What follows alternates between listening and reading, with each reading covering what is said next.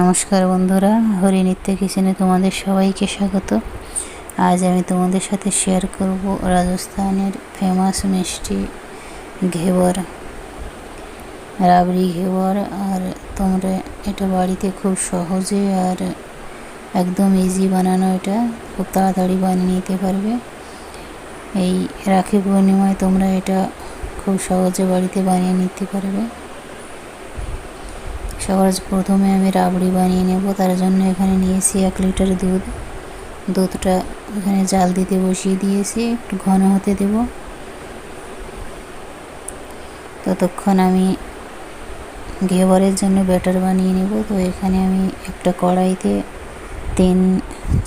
4 চামচ নিয়েছি ঘি, গরম করে মেল্ট করে নিয়েছি। এবার দিয়ে দেব এখানে 4 টুকরো বরফ। বরফগুলো দিয়ে ঘিটা ভালোভাবে ফেটিয়ে নিতে হবে।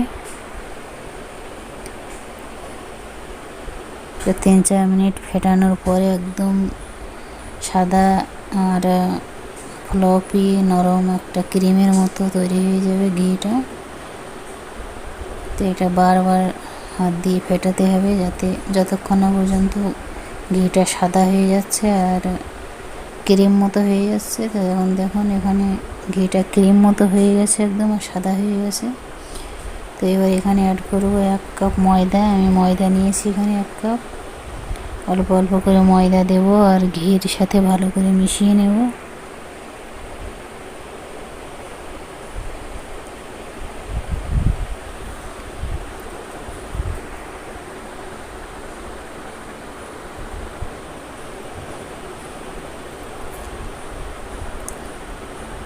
এবারে আমি এখানে নিয়েছি হাফ গ্লাস মতো, হাফ কাপ, কাপে মাপলে হাফ কাপ হবে, এটা হাফ কাপ মতো দুধ নিয়েছি। ফ্রিজে রেখে ঠান্ডা করে নিয়েছি। দুধটা একদম ঠান্ডা হবে, ফ্রিজে রেখে একদম ঠান্ডা করে নিতে হবে দুধ। অল্প অল্প করে দুধ দেবো আর অল্প অল্প করে ময়দা দেবো, দিয়ে ভালো করে মিশিয়ে নেব একসাথে।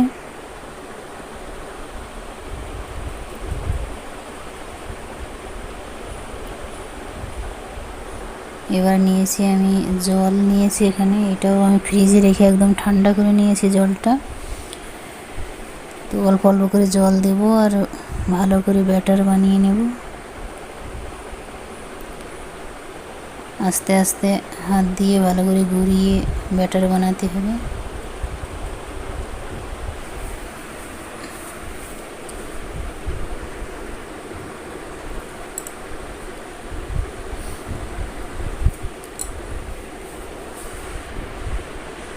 ভালো করে ফেটাতে হবে, যাতে ময়দার কোনো লাম্পস না থাকে ব্যাটারের মধ্যে। অল্প অল্প করে জল দেব আর ভালো করে ব্যাটার বানিয়ে নেব।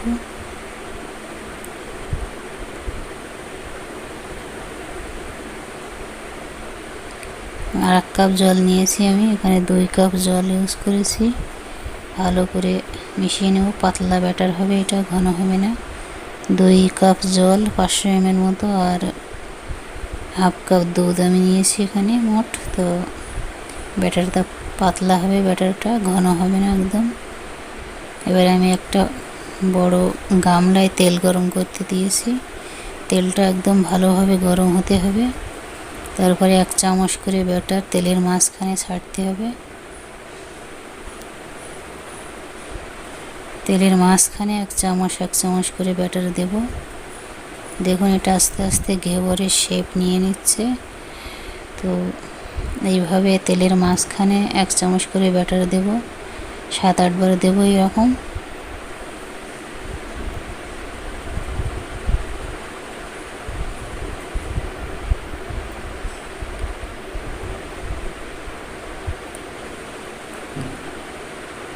তো 8-10 চামচ ব্যাটার দেওয়ার পরে দেখুন একটা ঘেবর তৈরি হয়ে গেছে। এটা একটু গোল্ডেন কালার করে ভেজে নিতে হবে, নিয়ে ভালো করে তেল ঝরিয়ে তুলে নেব। আর এদিকে আমার দুধটা অনেকটা ঘন হয়ে এসেছে।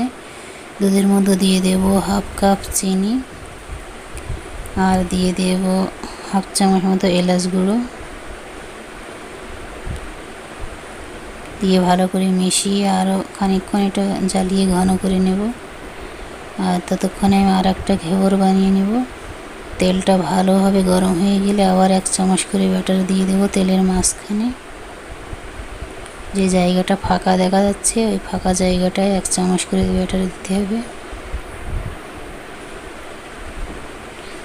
এবার দুধটা অনেকটা ঘন হয়ে গেছে, তো আমি এটা নামিয়ে ঠান্ডা করে নেব। আর আমি এইভাবে বাকি ব্যাটার থেকে ঘেবর বানিয়ে নেব। এবার চিনির রস বানানোর জন্য এখানে আমি নিয়েছি 1 গ্লাস জল, আর দিয়ে দেবো 1/2 কাপ মতো চিনির গুঁড়ো, দিয়ে ভালো করে ফুটিয়ে নেব। 4-5 মিনিট ফোটানোর পর গ্যাস অফ করে নেব। আর দেখুন আমি এখানে সব ঘেবরগুলো বানিয়ে নিয়েছি, একদম জালিদার পারফেক্ট ঘেবর তৈরি হয়েছে।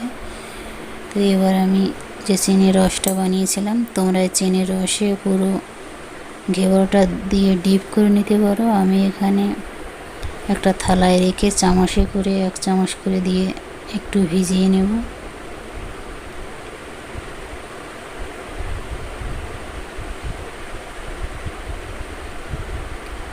ভালো করে চিনি রসটা চারিদিকে ছড়িয়ে দেবো ঘেবরের উপর।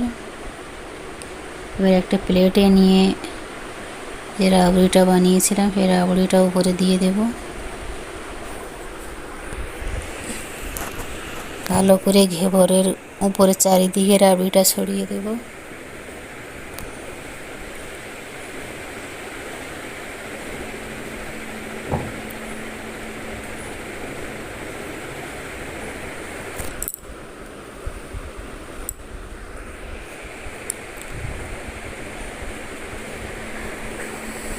ভালো করে চারিদিকে ছড়িয়ে দেওয়ার পর এবার উপরে ছড়িয়ে দেব কিছু বাদাম কুচি। তোমরা যদি ঘেবরের উপরে যদি তোমরা রাবড়ি বানাতে না চাও, তাহলে তোমরা এটা চিনি রসে ভিজিয়ে উপরে কিছু ড্রাই ফ্রুট কুচি ছড়িয়ে সার্ভ করতে পারো। তো ভালো করে ড্রাই ফ্রুট বাদাম কুচি ছড়িয়ে দেওয়ার পর এটা দেখুন তৈরি হয়ে গেল। তো বন্ধুরা, তোমরা এটা অবশ্যই ট্রাই করে রাখি পূর্ণিমায়। আর ভালো লাগলে লাইক আর